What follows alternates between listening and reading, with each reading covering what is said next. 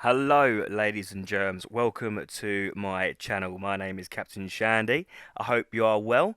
This is the first in a series of videos of this type I'll put together for your viewing pleasure. So here is a review of The Last of Us Part 2. Actually, quite a lot of that rhymes. How fucking cool am I?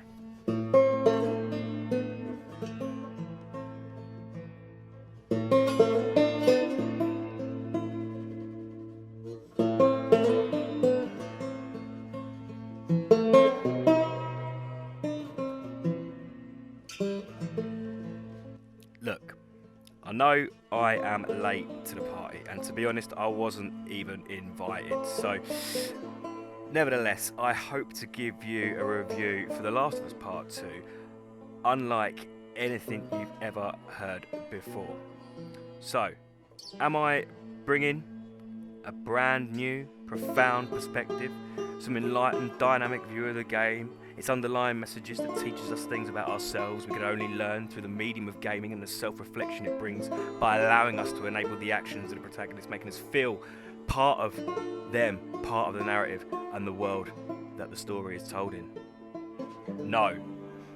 Am I going to get turned on by pixelated characters just because they're female and kissing each other? Probably. Am I going to call you a bigot, transphobe and all sorts if you didn't like the game? Yes. Just kidding. I bet you're a good person who likes the game, really. Joking aside, despite going through a thoroughly methodical playthrough, I didn't even realise Lev was trans until I spoke to some friends about it over an Indian. The food, that is. I wasn't shouting over a man from New Delhi. Oh, and spoiler alert, by the way. Sorry, it's my first time. But yeah, I genuinely missed it. And to be fair, I did consume plenty of red wine to get me through some of the more terrifying areas of the game, which may explain it. Anyway, I just thought, it's a mental religious cult that will kill you if you shave your head. I mean, I got that bit. And that for me is a reasonable conclusion and explanation when you consider religion in the real world. Eating pork is evil, cows are magic, we have to stay at home Friday nights to keep God happy, riddle ourselves with debt every December and sing shit songs about a virgin who definitely wasn't an adulteress. We have to stone gay people, marry off 10-year-olds and kill kids who shave their heads. See? Fits right in, don't it? I don't know how I missed that Lev was trans. Maybe I'm so woke that I don't see gender. Wait, no, that doesn't work, does it? That just makes me bisexual. Well, whatever it isn't because I'm transphobic. I've been abroad. In fact, recently I found out that I myself am pansexual. Yeah. I love cooking in the nude. My one and main criticism of the game is that it lost its way somewhat towards the end of Abby's section, I felt personally. I kind of lost interest in Lev and Yara once we'd fought the Rat King at the hospital. Yes, they saved our life, but you just went all that way for the antibiotics only to come back and find that the kid's fucked off to a place where a bunch of people want to kill him to reason with his mum who also wants to kill him. Darwin Awards, Abby must have killed hundreds of people to keep herself alive up to this point, but now she's going to go and murder dozens more to save this little fucking suicidal idiot.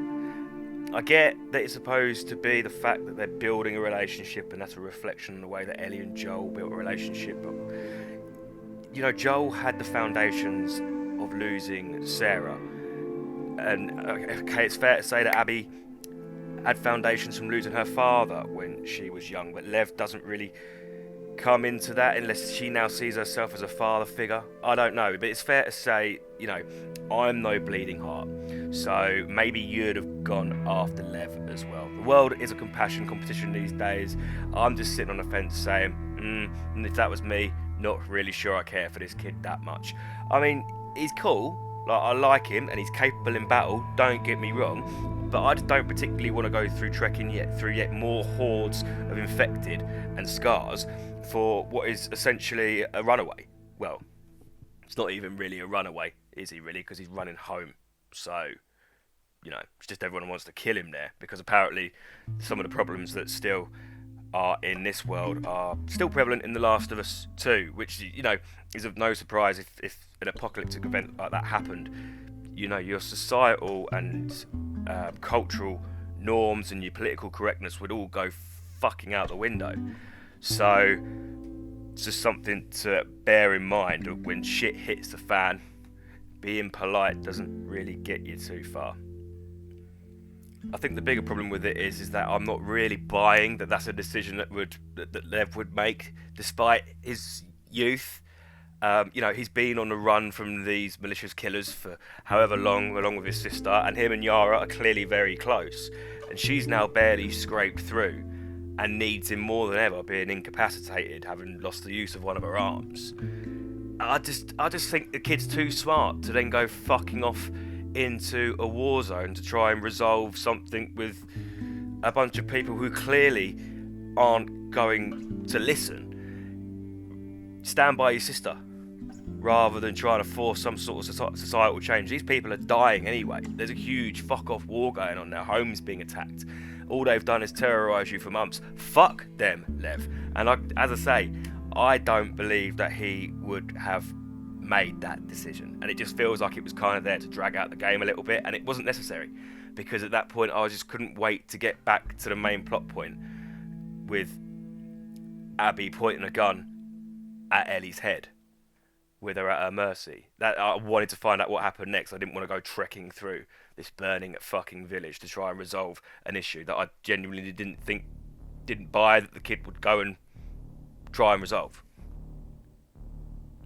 But we'll leave that there for a moment as we address the other elephant in the room earlier in the game, and that will be obviously the death of Joel.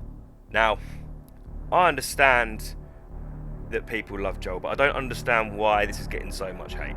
I mean, I thought it was a gut-wrenching ordeal, just as it should be. I read and hear howls that it wasn't an honourable enough death for a character so loved by the players, despite the fact that Joel himself was a merciless murderer who took lives for no other reason for his own personal emotional attachment, a path Ellie slips into later on during this game.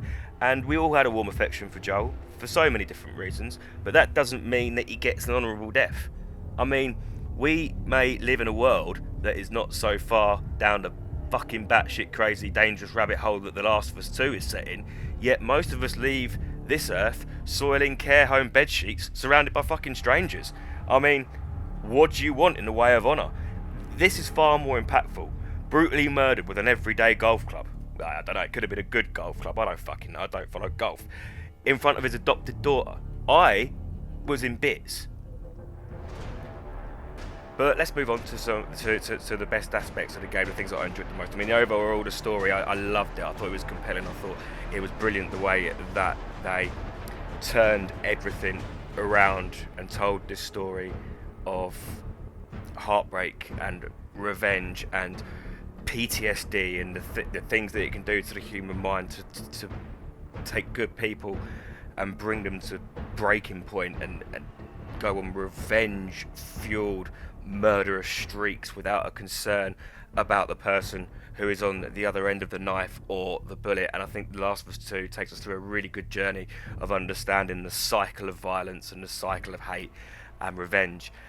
And of course it all comes round to a head when we go back and find Ellie has lost her fingers, and her last connection with Joel, she's lost her ability to play the guitar because she went for that one last showdown with Abby, which wasn't really necessary. Again, that was part of the game where I thought, I don't want to do this. Why is this here? But once the game drew to an end, I understood why Ellie had gone again, and it was because of the post-traumatic stress, and she thought that it would cure her of her ailments and her nightmares that she's haunted with on a regular basis, even when she's doing day-to-day stuff, not just when she's trying to get her head down at night and things like that. So yeah, I thought the ending, I thought it was absolutely superb. As a narrative on a whole, I thought it did an excellent job of covering the questions that I had from the first game. I wanted to know whether there'd be any repercussions for Joel's actions, and obviously, emphatically, we found out that there would be. I wasn't surprised to see Joel in this game. As I say, he kind of had it coming. Let's be fair. I wanted that question answered. I wanted to find out how the relationship would grow between Ellie and Joel once she found out that he was lying. Although she always knew he was lying, but once she was confident enough to call him out for it, a couple of years down the line, once everything had sort of sunk in and she had begun to put the pieces together, to be 100% sure she knew. I think she knew at the end of the last game, by the way that she looked at him.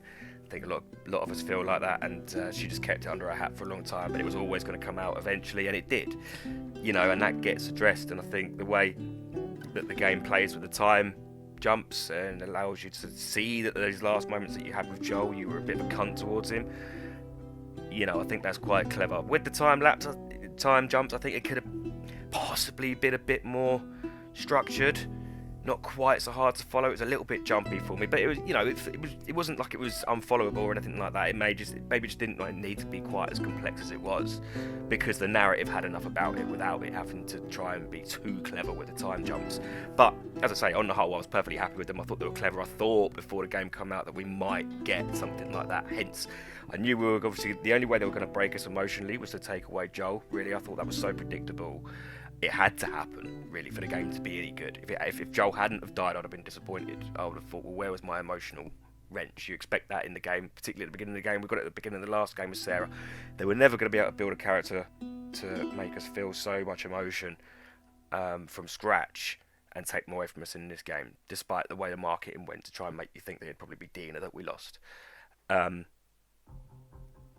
think they went about it in just the right way, and the fact that Troy Baker was there throughout filming and whatnot, and development, means that it was always time jumps were something that were quite predictable. We were always going to go back to episodes with Joel because I thought it was quite clear that he'd die early on in the game. But I don't think there's a problem with that being predictable. I think that's the way that they had to push the narrative. I can't see too many other ways they could have gone about it. They had to get that emotional response out of us and had to give us something to fight for, and the best way to do that was to take Joel from us, and they did it brilliantly. Naughty Dog, I really do think they've done a fantastic job of the narrative on a whole, and I understand why people have complaints, and I'm not going to be one of those fucking dickheads who assumes that you're a cunt or you're a bigot or you're a fucking misogynist or a transphobe just because you've got issues with the game or those parts of the game. That's totally fine. Art and media are complex things, and especially when you're talking about sensitive and deep-rooted issues within humanity, from the violence to the systemic outcast of people that are different. They brought that all together, I think, and they've done a really good job of portraying some of the problems that we have in the current world into an extra violent, extra dangerous universe within the Last of Us world. So kudos to Naughty Dogs, a round of applause. I absolutely fucking loved the game, and I love the narrative. It was absolutely brilliant. So just to finish off before I let you carry on with your day and you let me carry on with mine, just a quick word on the combat, which I thought again was very, very good. In the first game it was a little bit one-dimensional. You just sort of hammer the X button. Obviously bringing in the dodge button into this game has brought a new dynamic to it in terms of timing and reading the body position, etc. of your adversary. However, I feel it could have been a little bit more complex had they added maybe a light and heavy attack button. Now I don't know what the logistics of that would have been given button assignment, etc. It may have been tricky. There may have not been anywhere that they could go with that, but I feel it would have added a little bit more to the melee combat. But on the whole, as I say, in terms of getting the timing right with your dodges, and certainly in terms of the animations, looked fantastic. So brilliant stuff from Naughty Dog in terms of the melee combat. I think that's probably the best I've seen it in any game. But as I say, may have just been improved slightly with a light and heavy attack. When it comes to the guns, they were very, very weighty. They felt like they had purpose. They felt like they made impact, which was brilliant. I really enjoyed the gunplay and the arrow in terms of the gauging the drop, and the same for the sniping from distance. Those sort of things, they really do add a little bit more into it, and just that little bit of extra thought into what you're doing rather than just run and gun. And that's what makes these types of games a little bit different than other third-person shooters, if you like, as well as, of course, the narrative. So, yeah, really, really happy with the combat, and I think in terms of being able to go prone and whatnot and leave maps, the extra sort of crafting abilities that you had. It just brought a whole new dynamic to the game and made everything more flexible and the options more open. With the AI's extra intelligence as well, starting to flank you and come from in behind, siphoning out to find you when they suspect that you may be there, and splitting up and searching areas and whatnot, and talking to each other, using each other's names. Taking dogs was another brilliant aspect to the game in terms of them being able to track your scent, and then you really had to think about where you were going, where you were heading next, where your scent was going to lead, you know, where you're going to be safe when you got there. Could you stay in the position that you're in for another 5 seconds before a dog would pick you up, and things like that. I feel they really added something to the game. I know we've been spoilt in recent years with things such as God of War, Spider-Man, Control, games like that, where you're very powerful and you've got supernatural forces and abilities and whatnot on your side, which make it very satisfying to play. It's very stimulating. But this is a story about, you know, a 19-year-old human girl. She's no superhero. Well, maybe, you know, she's immune to the virus, which I suppose is a kind of superpower. But in terms of combat, you know, she's a normal human being with normal human beings' capabilities, and that means lying on the ground, crouching, standing up, firing guns, and fighting hand to hand. There's not a lot more to that we could add apart from hiding, which again Naughty Dog have included in the game. So yeah, really happy with the combat. I thought it was fantastic. I thoroughly enjoyed playing the game. When we were going through difficult parts, Infected as well, you know, they really caught the atmosphere within that sort of horror scene of the game, the scenes of the game I should say.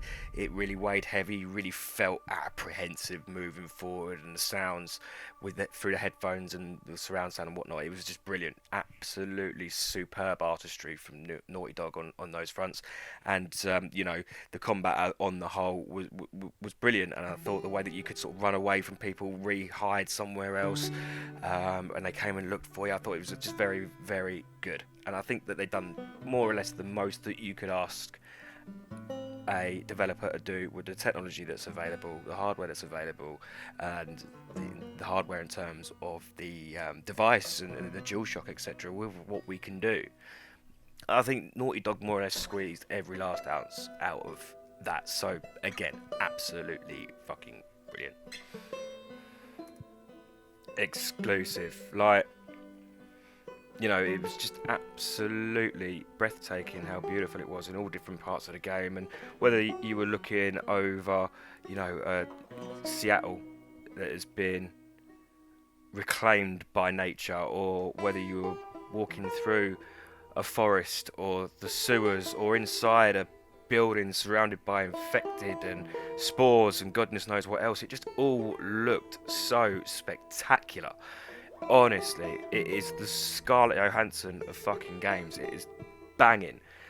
And, you know, again, huge kudos to Naughty Dog for that. Absolutely brilliant. So, yeah, to summarise it overall, my thoughts on the game: the narrative, brilliant. The gameplay, brilliant. Characters, brilliant. Answering the questions that I had superbly.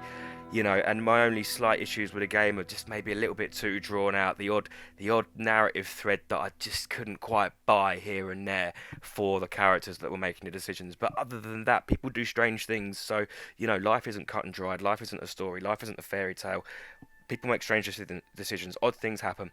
And, you know, Naughty Dog have captured that, and they've captured the essence of humanity and a desperation, and just how dangerous we can be as human beings in times when we're fighting for survival, or when we need to avenge a huge emotional drain upon us. So, on the whole, it's been absolutely fantastic, an absolute pleasure to play this game. I thank Naughty Dog for the work they put in, the hours the developers have put in, the conscientiousness and the attention to detail is just absolutely insane. So thank you very much, Naughty Dog, for everything that you've put into this game. And if you don't like the game, well, you know, that's fair enough. I'm not going to judge you for it. I feel for you. I know so many people were waiting for this game, and it may not be to everybody's taste, but personally, I was far from disappointed. I stayed away from all the leaks and all the bullshit and all that sort of thing, and just played the game through over the course of a few days, and fucking loved every second of it. So yeah, that is it from me today, this video. I hope you enjoyed it. I hope you want to see more like it. Obviously, I appreciate it is late. I didn't start recording these sorts of videos or any sorts of videos until July time, and I played The Last of Us 2 on release. So you know, obviously, unfortunately, we missed out there. Maybe I'm a little bit late. That ship has somewhat sailed, missed the boat. But I just thought I'd give you my thoughts anyway. I hope you've enjoyed listening to me and watching this video. And so, for the time being, thank you very much, guys. I hope you're keeping well and make sure you stay safe. Take it easy.